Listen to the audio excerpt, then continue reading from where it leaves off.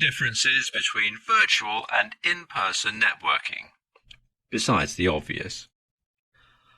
All you have to do is look around and you'll see that technology is on the rise and there are more social networking sites being created every day. Therefore, it's no surprise that people are switching from in-person networking to virtual networking. The debate between the two has been going on for years, and there's enough supporting information for both sides to argue a case for either. However, the ultimate question is whether in-person networking has unique value that virtual networking lacks. In this presentation, we'll talk about 3 differences between virtual and in-person networking. Presenter must master the tech. When it comes to virtual networking events, the host must be familiar with the tech that's being used. Additionally, the platform needs to be kept in mind when the content is being put together. Finally, the host must create and practice presenting the information in a way that works with the platform. One of the first things that a presenter needs to know is that they can't simply upload the information from an in-person event and expect it to work in a virtual setting. The presenter and the attendees need to adjust to the platform. After all, everything runs differently online. Things that may have been easy in a face-to-face setting are much more complicated in a virtual one. Therefore, the presenter needs to take time to plan, script and practice the session more than they would for an in-person event. Additionally, presenters must create an environment that is comfortable for attendees, which may mean teaching them how to use the tools that are available on the platform. The time required for activities in a virtual setting versus a physical one is different. Intros tend to go more quickly online when all the attendees have to do is type up a blurb in the chat box instead of spending several minutes on verbal introductions. On the other hand, starting the event may take a little more time than an in-person event would. Don't expect attendees to log on at 10 a.m. and you begin right at 10 a.m. They need time to test the tools and make sure that they're not having technical difficulties.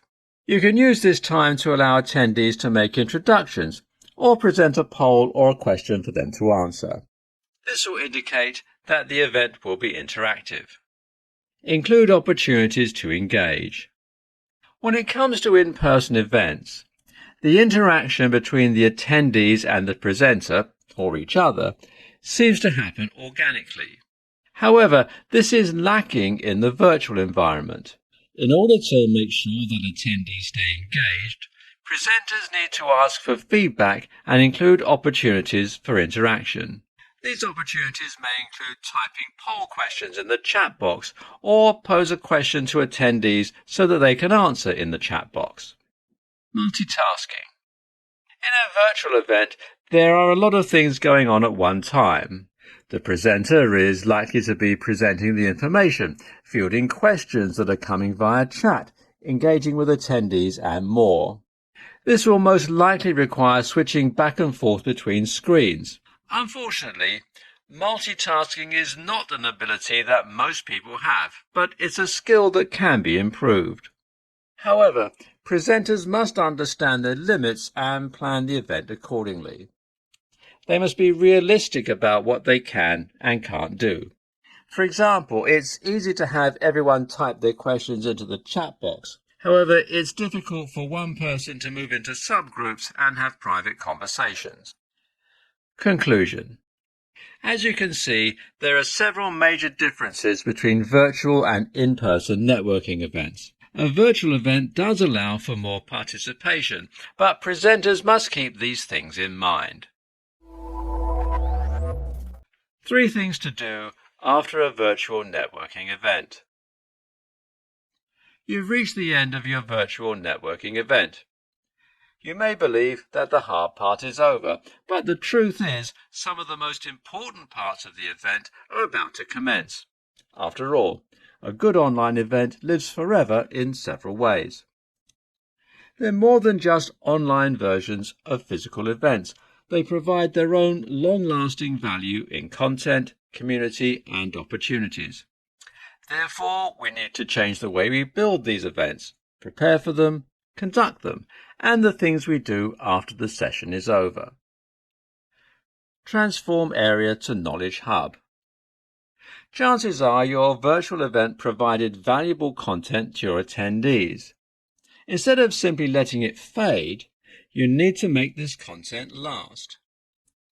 Take the event area and transform it into a hub for visitors to come and learn more. Be sure to make it known that this is what you're doing. Additionally, make sure that you set it up to be user-friendly and searchable. Catalogue the content according to the main topics and build campaigns around it to target the appropriate groups. Content should be published and promoted on a variety of online outlets. Then, repurpose the content to create other assets. For example, turn your video clips into written blog posts and turn blog posts and articles into videos. Make sure to research SEO to ensure that you're utilizing the appropriate keywords within descriptions and articles. This will improve the exposure of your Knowledge Hub. Then, make sure to invite members of your organization to add to it and tell others about it. Maintain contact with attendees. Your Knowledge Hub should be more than a place where people come to get information about the topic. It should be an active community that begins with the original attendees and speakers, but is also inviting to others who are interested in the topic. As industry leaders begin to share their thoughts and provide assistance to each other, there will be additional networking opportunities that will open up. This community will also spark new ideas for future events and assets for the Knowledge Hub.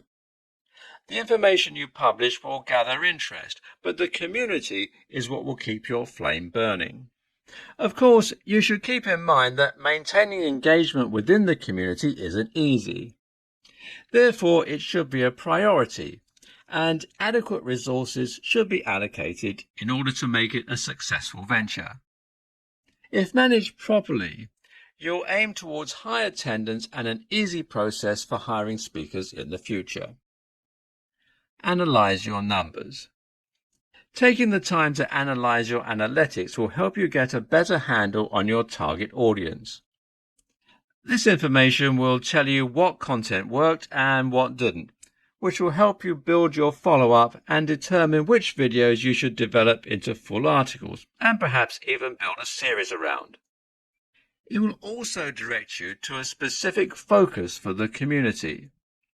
The numbers you gather and the discernment you get from them will help you make the next event a bigger success and will allow you to create personalized experiences for your interest groups.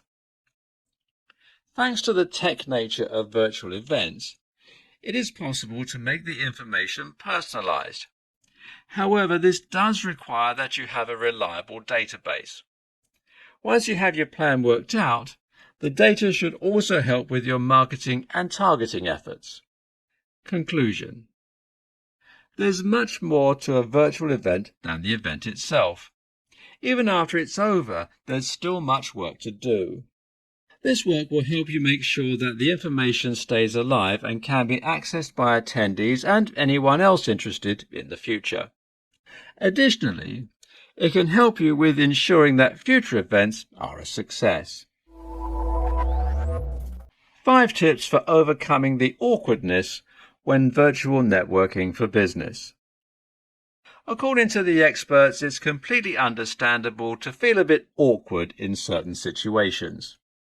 We all feel a bit nervous before heading into a room full of people that we don't know. Unfortunately, social awkwardness can result in anxiety and avoidance for some people. Virtual networking does make it a bit easier since you're not face-to-face with others, but it can still be a bit uncomfortable. In this presentation, we'll discuss 5 tips for overcoming awkwardness when virtual networking for business. Define your audience. In order to ensure that your virtual networking event is successful, you need to begin the process with your audience in mind. Think about who your audience is and how they're related. What is it that they're trying to achieve? Who would they like to meet at the event? The first thing you must do is determine if your attendees have already met or if they're strangers. This will have to be the determining factor on how your event is structured. If they already know each other, you don't need to provide as much structure as you would with a group of strangers. Second, you must think about their goals and the reasons for attending the event. These will vary, but usually align with one or more of the following: to get support, to discover vendors or consultants to work with, solve problems, become a mentor, find a mentor, connect with future collaborators, prepare for a job change, make friends, or spot future trends. Once you've done this, you can design your event. Design event based on desired outcome. A successful virtual event will be designed with the outcome in mind. When you understand your audience and their motivations, you can determine the best way to run your event. If it's feasible, put together a test group to try out various activities and determine what works and what doesn't before the event. This will keep you from including activities that will be a waste of time and ensure that you include activities that will provide value. Allow attendees choice/control. Give your attendees the ability to choose the conversations they want to participate in, allowing them to come and go as they please. This gives them the independence to pursue areas they're interested in and leave activities that don't contribute to their goals. Put limits on group sizes. When creating virtual events, it's easy to allow group sizes to get too large. This makes it difficult for some attendees to join the conversation and dilutes their ability to have meaningful conversations with others. According to experts, 3 to 4 is the magic number for supporting meaningful, spontaneous conversations. This allows attendees to feel like they can contribute to the conversation, but you should also make sure that the group size reflects the anticipated outcome of your event. If your attendees are coming to collaborate, larger groups might be better. Create structure with icebreakers. Icebreakers are a great way to bring structure to these events. At the beginning of the event, when people are still logging on, pose a conversation starter to the room. It can be a fun, lightweight question or a deep, meaningful one. The attendees will be glad that they have the opportunity to discuss these topics. One benefit of these icebreakers is that they can be the start of beautiful friendships, partnerships, and so much more. When you choose them carefully based on your audience and their goals, they can create an experience that is truly memorable. Conclusion. Social awkwardness is perfectly normal, even in virtual networking situations. However, it's possible to make these situations easier with these tips. Organizers can use these tips to structure their events in such a way that everyone feels welcome and can get past the awkwardness of a new situation. Plus, this will help organizers ensure that attendees can meet their objectives and interact with others in meaningful ways. 5 tips to prepare for a successful virtual networking event. In the past few years, virtual networking has increased in popularity. Since they're not bound to a specific geographical location, a virtual event allows for greater connections and can be accessed without leaving your home or office. However, due to the fact that they're informal and convenient, there's a bit more skill and prep required than for an in-person event. In this tutorial, we'll give you 5 tips to prepare for a successful virtual networking event. Prepare. Though they are, by nature, a bit more casual and relaxed, a virtual event is just as important as an in-person event. Planning a virtual event actually requires more attention and thought than an in-person event. The first thing you need to do is decide why you want to host the event. If you're a seasoned event planner, a virtual event may be an extension to what you've been doing. On the other hand, if this is new territory, you might want to think about what your goal is, who your audience is, and what a successful event looks like. Consider attending a few virtual events to find out how they're run.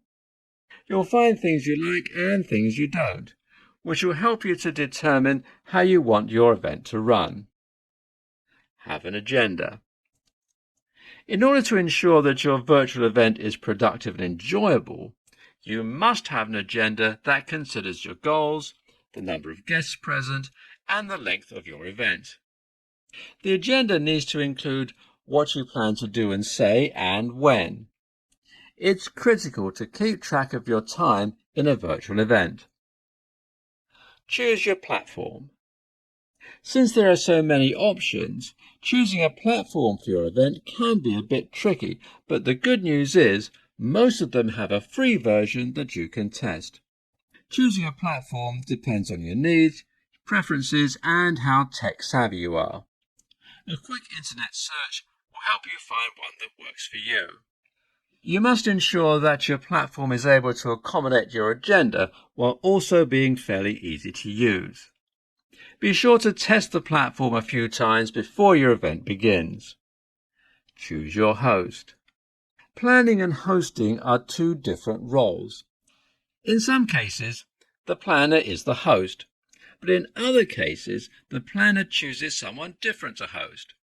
A great host will ensure that your goals are met and that guests will return for future events.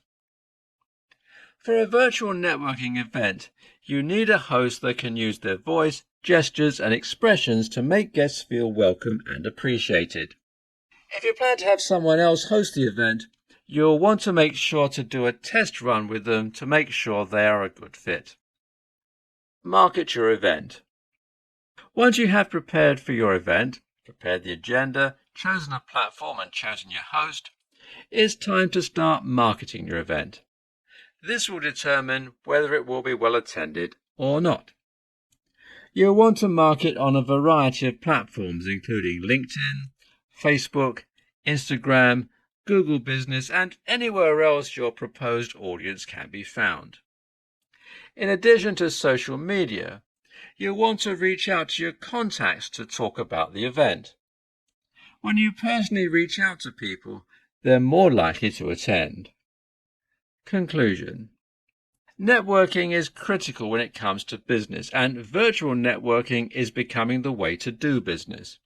After all, it allows you to connect with people all over the world. You're not limited to your own geographic area. However, there are some things you must do to make sure your event is successful. If you'll make these things a priority, it'll make a huge difference. 10 tips for growing your business through virtual networking. Until recently, most of us believed that FaceTime and other virtual calling activities were for casual communication. However, the world is changing and virtual networking is becoming quite popular. In fact, with everyone staying so busy and always on the move, virtual networking events are more the norm than face-to-face events. In this presentation, we'll explain 10 tips for growing your business through virtual networking. These will help you optimize the benefits from your virtual time together. Reach out to others. Most of the time, a virtual networking event will begin with a chat or icebreaker of some kind while you're waiting on everyone to join. Many times, the host will pose a question and the attendees will answer, and in some cases, attendees reach out to engage with each other while waiting. Prepare your introduction. Most of the time, even with virtual events, there will be a moment that you have the opportunity to introduce yourself. Take some time before the meeting to come up with something that you will say. You can go ahead and type it up so you can read it, or copy and paste it when the time comes. This way, you're not struggling to come up with what to say on the spot. Prepare as if it were an in-person event. If possible, look at the attendees who will be attending the event and decide which ones you want to connect with. If there's not a list available, decide on the types of people you want to meet and your goals for the event. Are you looking to market your products or services? Or are you looking to partner with someone who has a specific skill set? The difference between an in-person event and a virtual event is that at the virtual event, everyone will be part of the conversation. Gather contact information. Since virtual events don't really allow for one-on-one interactions, you're not going to solidify your relationship during the event. Therefore, it's necessary that you take the time to gather their contact information so you can connect with them after the event. Ask questions. If you get a chance to interact with other attendees, it's a good idea to ask questions. If you can't think of anything based on the conversation, why is always a good go-to. Have a positive attitude.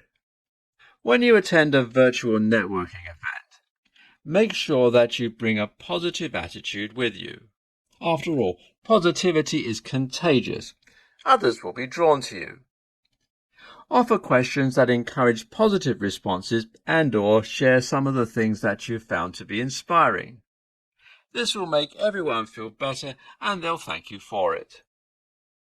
Avoid negativity. While it's true that we all need to vent once in a while, there's no place for things like that in virtual networking events. If you make negative comments, people will remember you for it. Even if everyone else attending the event agreed with you, it'll be your name that people will remember when it comes back up. Share specials. Chances are you may be invited to share any specials your business is offering. Be sure to take advantage of this opportunity. If there is anything that you've changed to allow you to better serve your customers, make sure to mention that. Also, consider offering something special to the attendees of the event. This will create the feeling of being a VIP, and they're more likely to connect with your business in the future. Write reviews. When you're done with a virtual networking event, one of the first things you can do before you follow up with your contacts is to write reviews for their businesses. Go to their social media pages and post about your interactions with the business and/or their products or services. After all, reviews are beneficial for helping businesses get more customers. They also make the business owner feel good about what they're doing. Connect others.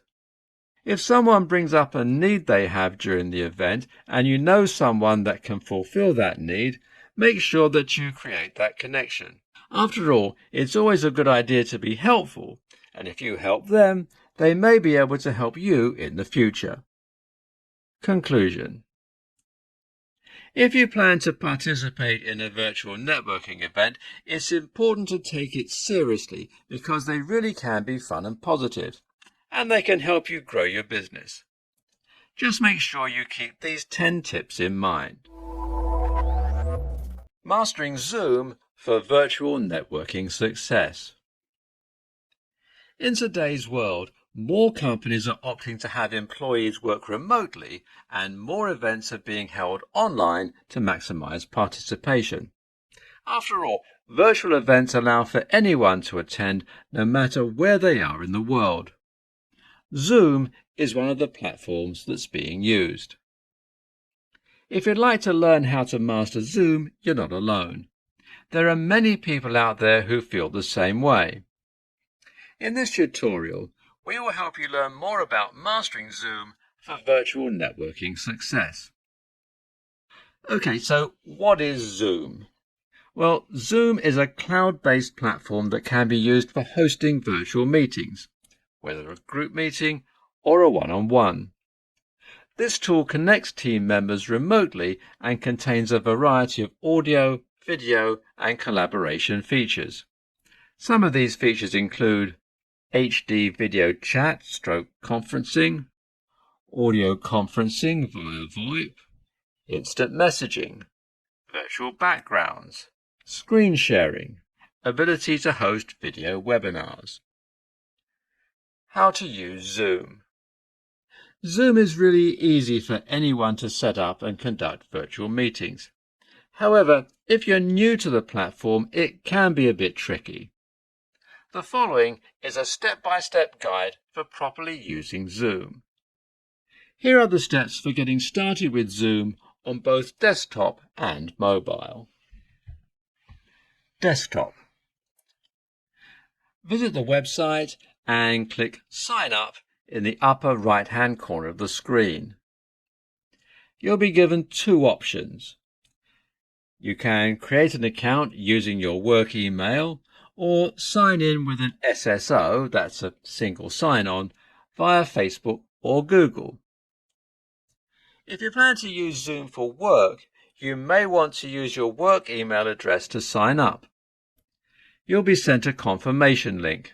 Click the link to be sent to Zoom's sign-up assistant and sign in with your credentials. For easy access, download the desktop app / Zoom client from the website. Mobile. Download the Zoom app from the App Store or Play Store and follow the on-screen prompts for signing up or signing in to Zoom. The instructions are similar to those for the desktop option. Here are the instructions for easily setting up a Zoom meeting. Desktop. Start by logging into your Zoom account. Move the cursor over Host a Meeting on the top right corner of your screen and choose from the following: Video on, video off, screen share only. You will be redirected to the Zoom app to start a meeting. At this point, you'll be able to edit the settings for the meeting and send out the invitation URL to attendees. Mobile. Open the app and log into your account. Tap the New Meeting icon. Edit the settings based on your preferences. Click Start Meeting once you're done. Here are the steps for adding participants to your meeting. Desktop. On the New Meeting screen, click on Invite on the bottom of the screen. This will give you the option to copy URL or copy invitation. This allows you to send the invitation to attendees via text, email, or IM. Another option you have is to email attendees through your preferred email service via the Zoom app. Mobile. Once you've started the meeting, click on Participants in the toolbar at the bottom of the screen to add / manage attendees. A window will open up where you will click Invite on the bottom left of the screen. Now you will be given the option to share the meeting details on a variety of platforms, including text, email, and messaging apps. Conclusion. Every day, more and more virtual events are being held. Most of these are using Zoom as the platform. Once you've used it a few times, you'll see that Zoom is actually fairly easy to use.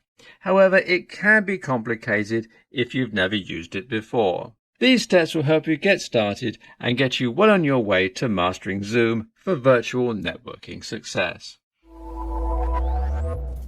Tips for snagging introverts and extroverts while virtual networking. In recent years, virtual networking has become all the rage. More and more events are being held online. This means that you can attend an event that is all the way across the country and even on the other side of the world without ever leaving your home or office. But it's not always easy to get everyone to be engaged. When attendees engage with the event, they are more likely to enjoy the experience, which means that you will be successful. However, online engagement is a term with many different meanings. In this presentation, we will explain some tips for snagging introverts and extroverts while virtual networking. How to engage introvert attendees. Virtual events work quite well for introverts, especially if there is a lot of communication prior to the event regarding the content. In fact, the more you work on this, the more interest you'll get. Don't use headlines that can be interpreted in a variety of ways. Make sure to provide plenty of details so that you alleviate any anxiety. Be clear about participation and how their participation will add value. Encourage attendees to be involved prior to the event, which is something that can be done at their own pace. Give them time to reflect on the content. They may like to have a chance to read more about the topic at hand and look over any speaker profiles ahead of time. Send out the agenda ahead of time and keep attendees informed of any changes so that they can be in control of their experience. Keep the following list of introvert traits in mind when designing your virtual event. They enjoy/prefer solitude. They prefer not to be the center of attention. They enjoy close one-on-one relationships. They think before speaking. They need time alone to recharge or reflect. They prefer quiet, independent environments. They focus deeply, and they're seen as reserved. How to engage extroverted attendees. Of course, virtual events also work well for extroverts. Many times, event planners are attempting to replicate in-person events online, which are biased towards extroverts anyway. However, even with the bias of creating events for extroverts, there are some things that you need to keep in mind for virtual events. Extroverts can become frustrated because they're not as able to be involved as they are with in-person events. Extroverts enjoy mixing and mingling and vocalizing much more than introverts, so you must find ways that they can network with other attendees. You must design your virtual event in such a way that it allows extroverts the participation they seek. Keep the following list of extrovert traits in mind when designing your virtual event. They have large social networks. They prefer attention. They think out loud. They make decisions quickly. They gain energy from others. They're outgoing, enthusiastic, and they do well in team-oriented, open work settings. Conclusion. You may not realize it, but you have an unconscious bias. In fact, everyone in the world does. It's about how we see the world. Events are typically designed for extroverts because there's lots of networking, group activities, and a stimulating environment. However, by designing events this way, we automatically leave out about half of the attendees. In most cases, people are not aware of their unconscious bias, but it's there. This means that when you're planning your event, you must recognize that you're likely using your unconscious bias to make your decisions. Therefore, take some time to consider the audience data and determine what you want your outcome to be. If the two align, great. If not, you need to take a closer look to ensure that your unconscious bias isn't in control. Don't forget that you need to make sure that your host and speakers are aware of what it is that you expect from your event. They have their own bias, which has an effect on how they design and run their sessions. Pay attention to your audience, as it can impact your attendance and engagement stats. Top 5 tips to make a connection online. In today's digital world, it's hard but not impossible to make connections with people. One of the major reasons that small businesses tend to get competitive is that they lose sight of the grow together mentality that America is built on. Additionally, in general, we tend to lose sight of the big picture. You should be treating your fellow online entrepreneurs like you would in the mom and pop shops in your local area. Therefore, Why not step outside of your comfort zone and reach out to some like-minded business owners online? Talk about what they're doing to get customers in the door and give them tips on what you're doing that's working for you. Discuss what you can do to build a business relationship and grow together. If you've been around for some time, you'll have some experience that you can share with them. You can also offer them some encouragement and allow them to teach you some new methods for marketing, as well as new tech and anything else they know about that you don't. In this tutorial, we'll discuss 5 tips to make a connection online.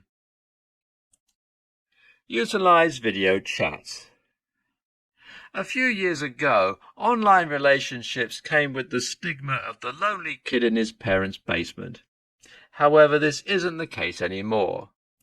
There are many true friendships and partnerships that are coming out of online interactions. One great way to build these relationships is through video calls. Simply being able to hear someone's voice and see their face makes a huge difference in online relationships. When you meet via video chat instead of text chat, you create a much deeper connection because you can see their mannerisms and body language, and you can hear their tone of voice instead of just guessing. Make some time in your schedule to have video calls with your connections. It doesn't have to be anything major, just some time to interact and get to know each other. Join LinkedIn. One great way to branch out with new clients and relationships online is through LinkedIn groups. This will allow you to connect with a target audience, as well as expand your knowledge and converse with others in your industry.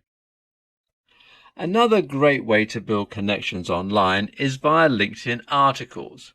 Write an article asking a critical question to encourage engagement from others. Share the article on LinkedIn and Facebook groups or send it out to your email list to get the conversation going.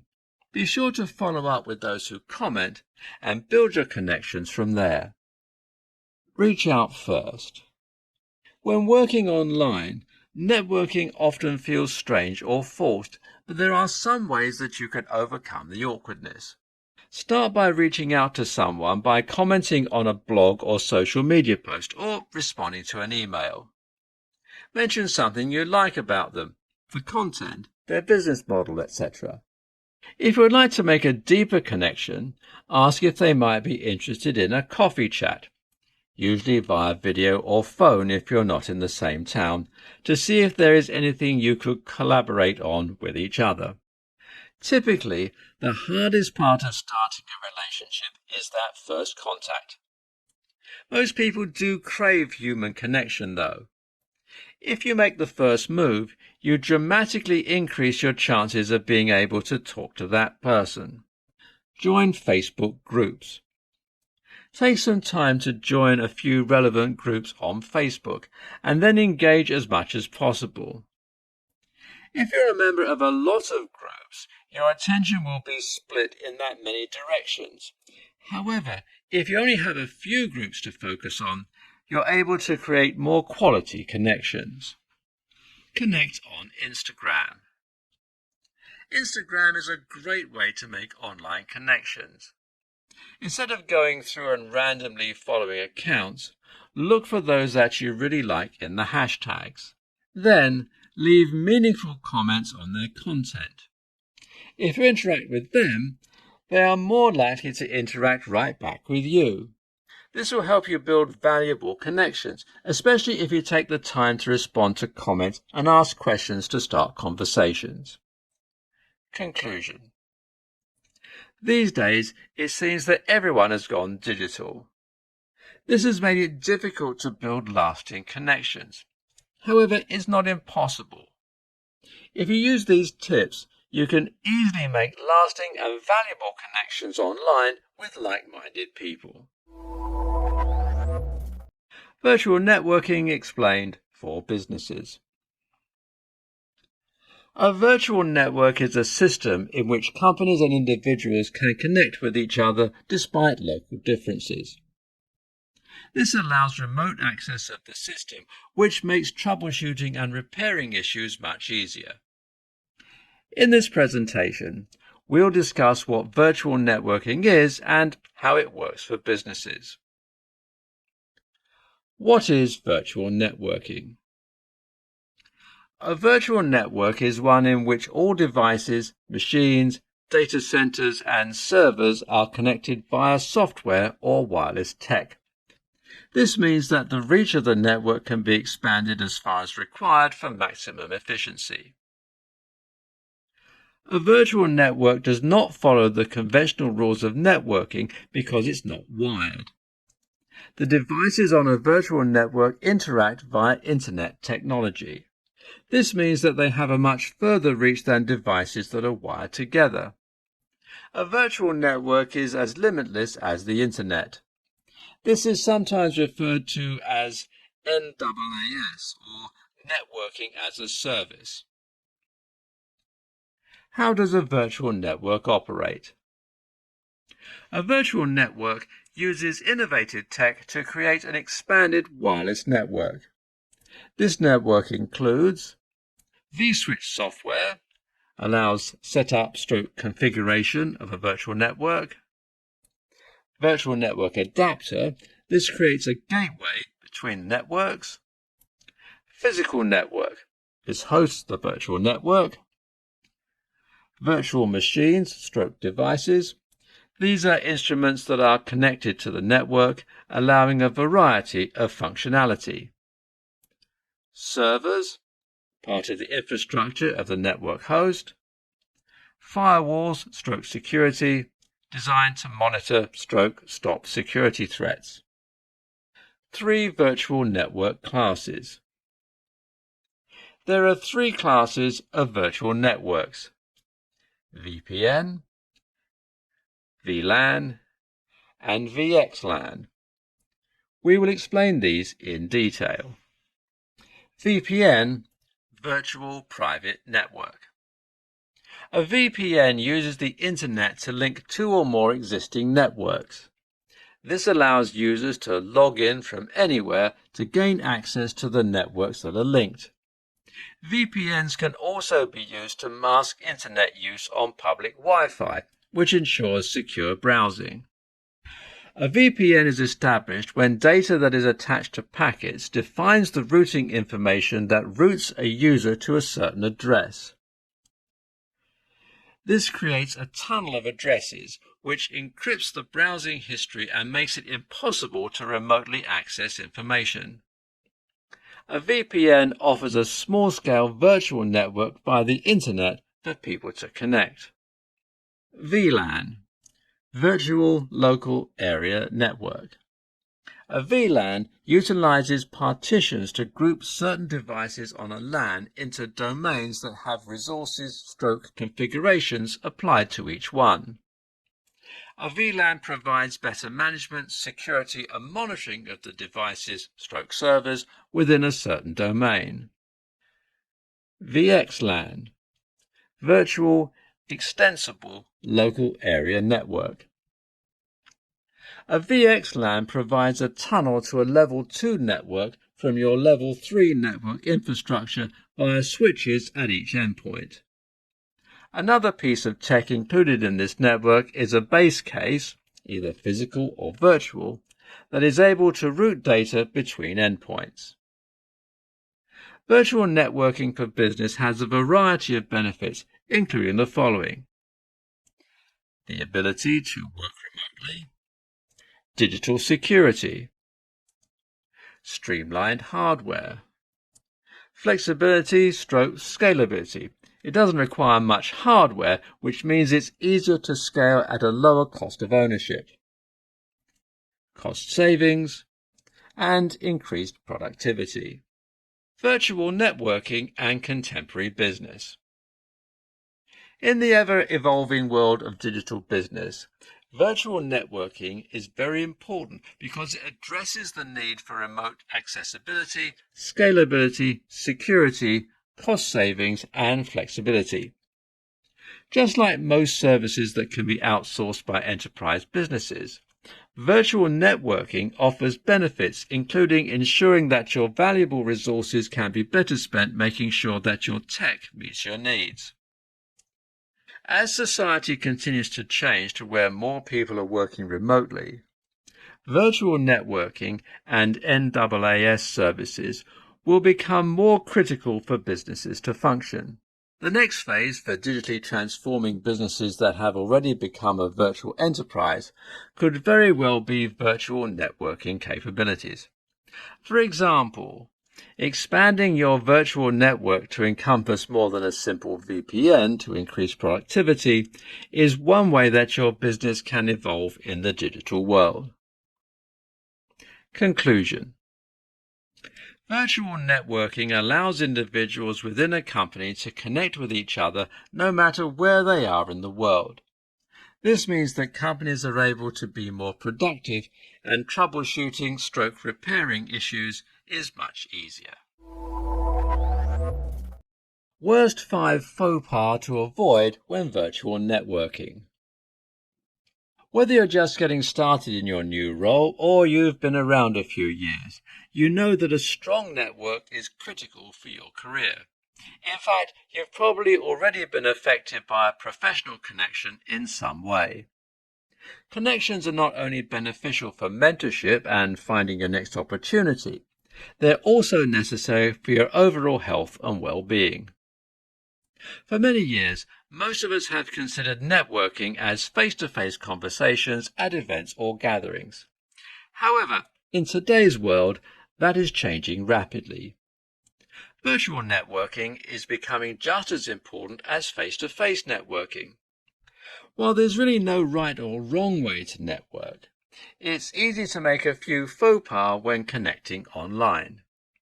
In this presentation, we'll look at 5 of the worst faux pas that must be avoided when you are virtual networking. Sending random LinkedIn requests. When you're attending a virtual networking event, don't automatically send someone a social media request to connect just because you like what they say. Take the time to talk with them and send them a personal message first. Be an individual, not just someone that clicks buttons. Making it all about new connections. While it's true that networking is about meeting new people and checking out opportunities for connection, you don't want to forget about your existing relationships. If you struggle with maintaining your current relationships, there's no reason to bother trying to build new ones. Not dressing appropriately. When you are planning to attend a virtual networking event, you need to think about how you would dress if you were attending that same event in person. Well, it's true that a lot depends on the industry you're in and the event that you're attending, but you're not likely to show up looking unkempt and dirty.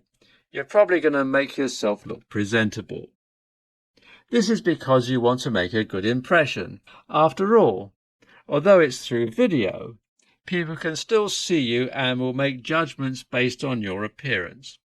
Therefore, you want to make sure that you look the part when joining a meeting. Not solving technical issues. One of the primary issues that you're going to come across when it comes to virtual networking is having an unprofessional setup. If you're having issues, it's going to look bad on you. Before you log into the meeting, be sure that you test your setup and see if there's any issues that need to be resolved. You'll want to make sure that your microphone and camera are connected and functioning properly. You'll also want to ensure that your speakers are working so that you can hear everyone and that your internet connection is stable. Immediately cold pitching. When it comes to pitching your products or services, cold pitching is the same whether in person or virtually networking. If you jump right into a conversation where you're trying to make a connection via social media and you just want to sell your products or services, they're not likely to be interested in what you have to say. Instead, take some time to get to know someone and build a genuine relationship with them. No one is attending an event to be sold products or services that they're not interested in. They want to meet people who are real and can provide value to their lives. Conclusion. Over the past several years, the world has moved more to virtual networking in lieu of face-to-face networking. However, there's really not much difference between the two. You need to be aware of what you're doing and how you approach meeting and connecting with others. Keep these most common faux pas in mind so that you can avoid them and be more successful when you're virtual networking.